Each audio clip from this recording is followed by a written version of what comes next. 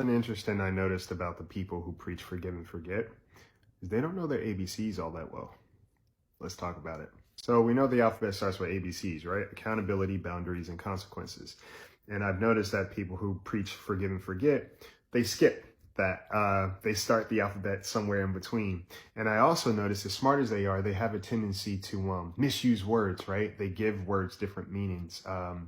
And they don't always mean what they say. So when they say forgive, for example, what they really mean is to accept, tolerate, and bear without complaint, and also allow them back into your life despite what they may have done to you. And when they say forget, what they really mean is overlook, downplay, and also sometimes gaslight yourself so they don't feel as responsible for what they may have caused. The funny thing is we don't really forget much of anything. I myself personally, I don't forget much of anything. And our bodies don't forget much of anything. Like the quote says, people may forget what you say, what you do, but they will never forget how you make them feel.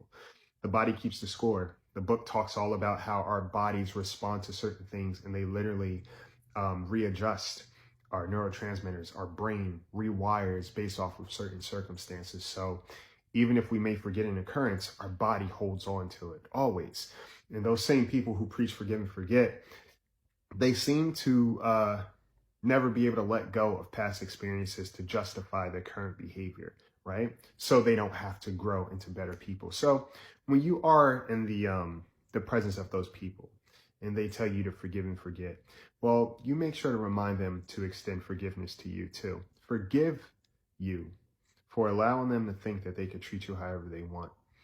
And that person that they were comfortable mistreating, tell them to forget that person. Let them go because they no longer exist. And after all, like they like to say is, people change. Remind them of the same thing and tell them, don't throw the good book at you and tell you that, God forgives. Remind them, don't hold you to a God standard when it comes to how much you should tolerate, but treat you like a doormat when it comes to how much you deserve.